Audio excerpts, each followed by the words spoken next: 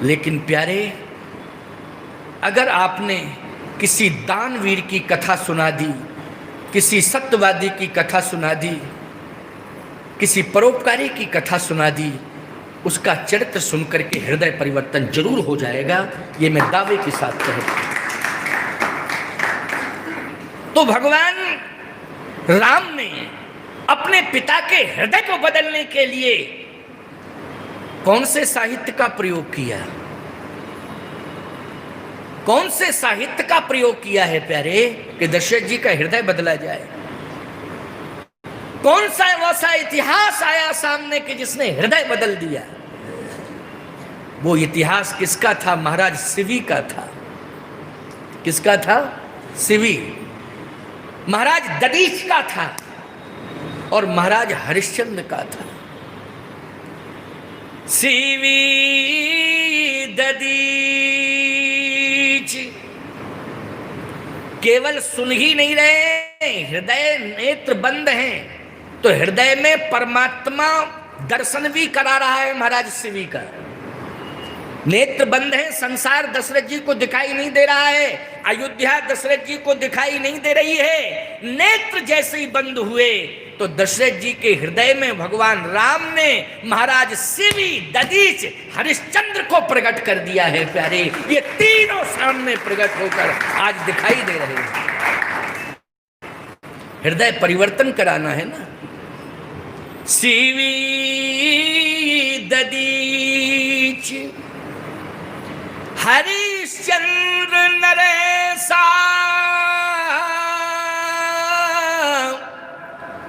उससे धर्म हित कोटि कलेसा।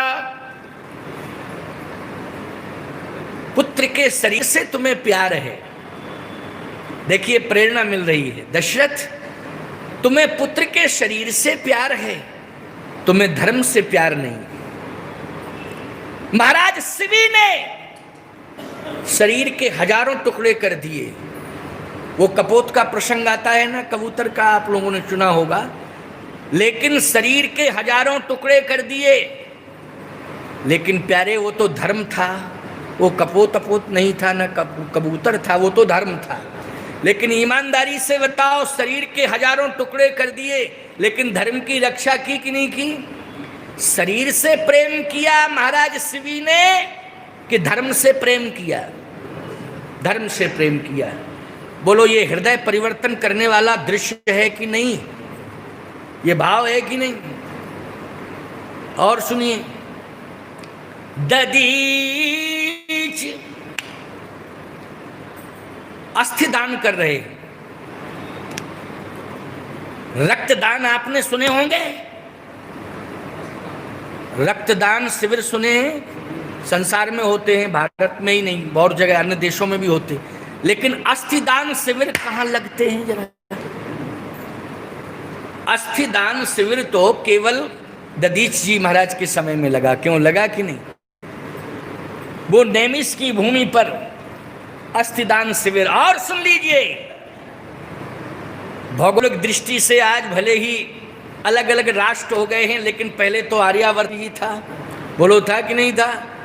लेकिन आप सबको ये मालूम होना चाहिए कि भौगोलिक दृष्टि से वो आर्यावर्त का भाग भारत में आया कि नहीं आया, जहां अस्थिदान हुआ नैमिष की भूमि पर महाराज दधीच के द्वारा।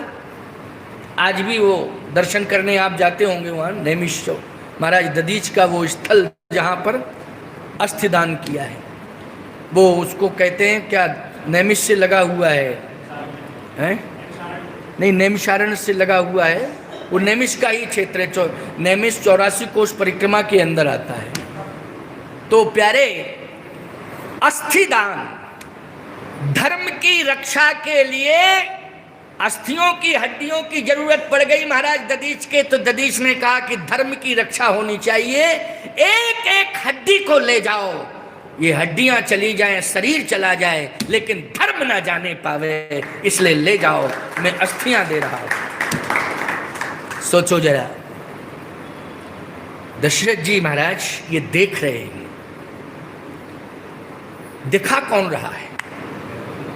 दिखाने वाला तो परमात्मा है ना, प्रभु राम ही कर रहे हैं ये सब कि नहीं, कि इनके विचार बदल जाएं, पिताश्री के विचार बदल जाएं, पिताश्री का हृदय परिवर्तन हो जाए, ये बार बार अयोध्या में रहने के लिए मुझे विवश कर रहे हैं, ये भावना समाप्त हो जाए। तो ये प्रयास किसका जारी है? शंकर जी का प्रयास जारी है कि राम जी का? बोलो, ये रामायण जी का प्रयास जारी है कि नहीं? तो ये सारे प्रसंग में लोग दोषारोपण करने लगते हैं कि दशरथ जी ने भरत जी को बुलाया नहीं, क्यों भाई? और कैकेयी जी ने ऐसा कर दिया, दशरथ जी ने बुलाया क्यों नहीं भरत को, ये वो सारे प्रसंग उलझा देते हैं लोग। लेकिन सुलझ रहा है प्रसंग इसी से कि जो भी कर रहे हैं वो प्रभु राम कर रहे हैं, न इसमें दशरथ जी कर रहे हैं, न इसमें भरत जी, न इसमें कैकेयी जी, न सरस्वती जी। ये सब जो भी हो रहा है किसकी इच्छा से हो रहा है? प्रभु राम की इच्छा से हो रहा है। बस प्यारे यही समझ लेना चाहिए। मैं एक बात और कहता हूं, थोड़ा सा काम बिगड़ जाता है तो परमात्मा को दोषी ठहराने लगते हो, ठहराने लगते हो कि नहीं? ईश्वर ने हमारा सब बिगाड़ दिया, इतना सब करते हैं दान पुण्य धर्म, लेकिन हमारे पीछे ईश्वर पड़ गया, हमारा सब बिगड़ गया। और जरा बन जावे तो क्या कहते हो? अरे भैया हम जानते हैं कितने पापड़ बेलने पड़े हमको, तब हम सफल हो पाए। क्यों यही कहते लोग? नहीं कहते? तब कहते हो हमने पापड़ कितने बेले तब हम सफल हो पाए। ये फालतू की बातें हैं, ये उन्माद है, ये व्यर्थ की बकवास है। केवल ईश्वराधीन जीवन है हमारा, हमें ईश्वर पर छोड़ देना चाहिए। बस इतना जरूर है, कर्तव्य तो करना चाहिए, कर्तव्य तो करना चाहिए, लेकिन उस कर्तव्य के फल को ईश्वर पर छोड़ देना चाहिए, अपने हाथों में नहीं लेना चाहिए। देखो सफलता मिलती है कि नहीं मिलती? अवश्य मिलेगी सफलता। राम कीन चाहे सोई होई,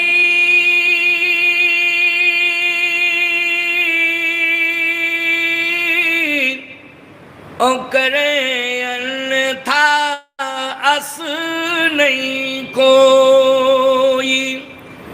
राम जी चाहेंगे वही होगा, इसलिए भगवान पर समर्पित हो जाओ, भगवान के लिए समर्पित हो जाओ, भगवान के चरणों में समर्पण कर दो। शिवी दधीच जी को देखा, महाराज शिवी को देखा, आंसुओं की धार लगी है, आंसुओं की धार लगी है। भगवान शंकर समझ गए कि निश्चित रूप से हृदय परिवर्तन हो रहा है, आंसू बंद नहीं है, आंसुओं की धार बराबर चल रही है, हृदय परिवर्तन हो रहा है। मतलब जैसा मन था, जो सोच रहे थे, उस पर पश्चाताप कर रहे हैं। क्यों भैया? जब रोने लगता है व्यक्ति तो किए हुए पर पश्चाताप करता है, तभी तो रोता है, आंसू निकलते रहते हैं कि नहीं नहीं मैं गलत सोच रहा था, मैं गलत था, तभी आंसू आते हैं। तो आंसुओं की धार भगवान शंकर समझ गए, हृदय परिवर्तन हो रहा है, असर हो रहा है। ने धीरे से कहा, प्रभु थोड़ा अच्छा डोज दे दो, एक थोड़ा ठीक डोज मिल जाए तो एकदम ही परिवर्तन हो जाए। कब तक आंख बंद किए रहेंगे और हम तक खड़े रहेंगे?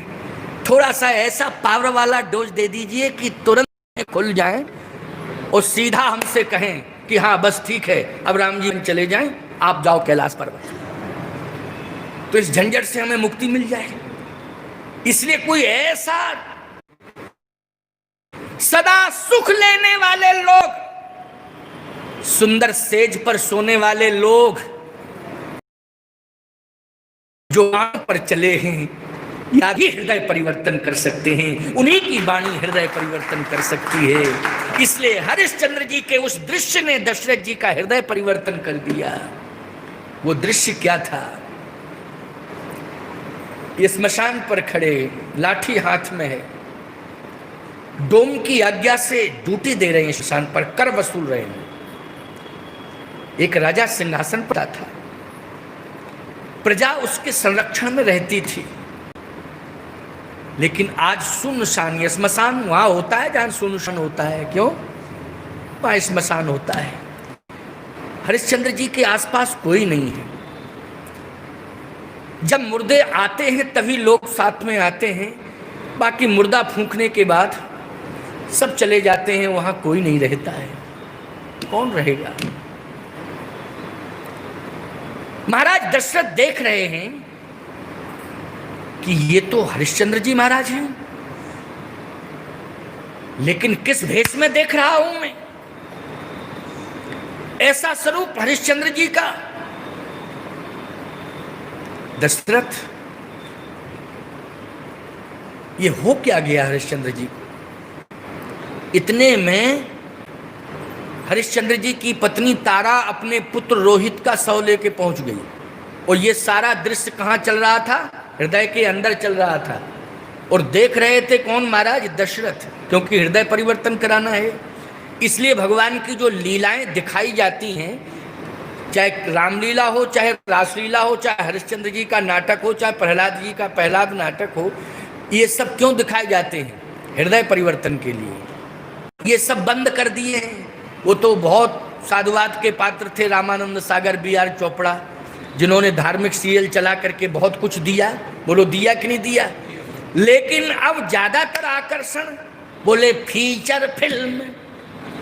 अब फीचर फिल्म देखोगे तो फ्यूचर खराब जरूर होगा, समझ गए हो कि नहीं? इससे फ्यूचर बनने वाला नहीं है प्यारे। ये कृष्ण लीला, राम लीला, आदि आदि जितने भी धार्मिक सीरियल हैं, इनको जरूर देखा करो, अपने बच्चों को दिखाया करो, हृदय परिवर्तन होता है। आज सीरियल चल रहा है, दशरथ जी के हृदय में क्या चल रहा है? सीरियल चल रहा है। और सीरियल में किस पात्र को दिखाई, कौन पात्र दिखाई दे रहा है? किस पात्र को दिखाया जा रहा है? बोले महाराज हरिश्चंद्र को दिखाया जा रहा है। और हरिश्चंद्र जी किस स्थिति में खड़े हैं? बोले स्मशान पर डोम के नौकर बनकर के खड़े हुए हैं, हाथ में एक लाठी है, साफा बांधे हुए हैं, सिर बंधा हुआ है। इतने में पत्नी आ जाती है तारा। बात आपको बताऊं, विश्वामित्र जी ने इतना भय में कि रोहित की लाश के पास कोई पहुंचा नहीं। जबकि कहीं घटना घट जाती है इस तरह की तो दुश्मन भी पहुंच जाते हैं। वो लोग पहुंच जाते कि नहीं? भैया आज के दिन हमारी दुश्मनी खत्म है। वो ऐसा दृश्य आ गया, आज के दिन कोई दुश्मनी नहीं है, सब दुश्मनी भूल जाते हैं लोग। लेकिन काशी के नागरिकों में इतना भय है कि कोई रोहित की लाश के पास नहीं गया। इतना भय है कि कोई रोहित की लाश भी नहीं ले गया स्मशान तक। स्वयं तारा अपने पुत्र को हृदय से लगाती है और अपने आंचल को फाड़ के अपने पुत्र का शव उसमें लपेटती है और हृदय से लगा के स्मशान तक पहुंचती है। ये दृश्य देख करके दशरथ जी कांपने लगे। ऐसे ऐसे शंकर जी देख रहे हैं, बाहर खड़े हैं ना, और दशरथ जी इस तरह से कांपने लगे। शंकर जी समझ गए करंट सप्लाई हो गया। क्यों भाई? करंट पावर सप्लाई हो गया कि नहीं? भाई करंट लगता है तभी तो कंपन होता है कि नहीं? कंपन, बिल्कुल बिल्कुल। हमारा ईश्वर सफल हो रहा है और हम धर्म संकट से बच रहे हैं। कांपने लगे दशरथ जी। और प्यारे, जैसे ही शव को दग्ध करने वाली है तारा, उसी समय हरिश्चंद्र जी ने ललकारा, खबरदार! तो तारा कांप गई। कहा क्या कर रही हो? कहा पुत्र की लाश है, इसको दग्ध कर रही हूं, मुझे कर चाहिए, कर दो पहले। दशरथ जी देख रहे हैं ये सब। तारा ने रोते हुए कहा कि कफन के लिए पैसा नहीं था, कर कहां से दे सकती हूं? ये तो मैंने पुत्र की लाश कफन में नहीं लपेटी, मैंने अपने आंचल में लपेटी। इस पल्लू को फाड़ा है मैंने, कफन की व्यवस्था नहीं है। काशी में कोई कफन देने वाला नहीं रहा इस लाश के लिए। मैं पल्लू फाड़ के, आंचल को फाड़ के लाश को लपेट के लाई हूं। क्या अज्ञानी हो?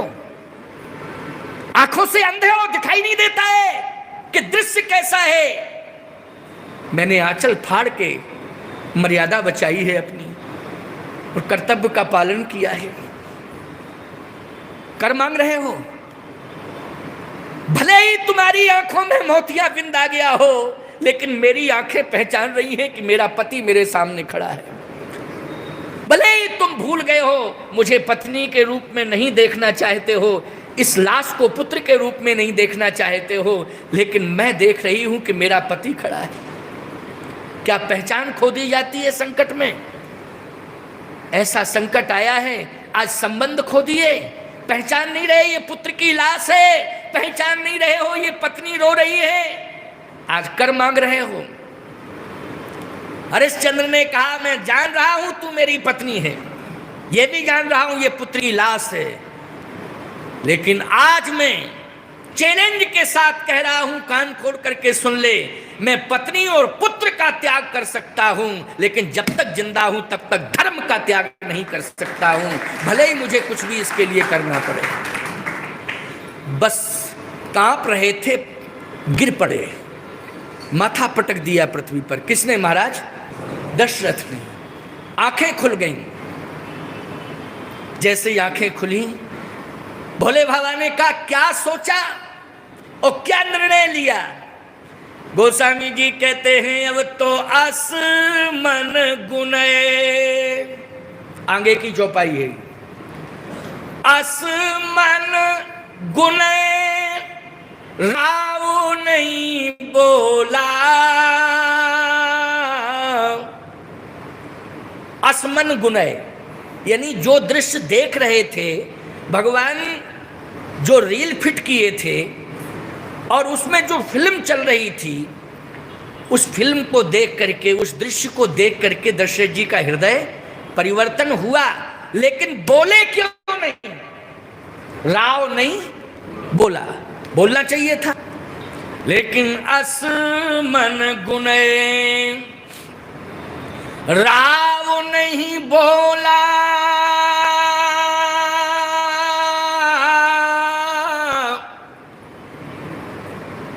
क्योंकि पीपर पात सरिस मन डोला।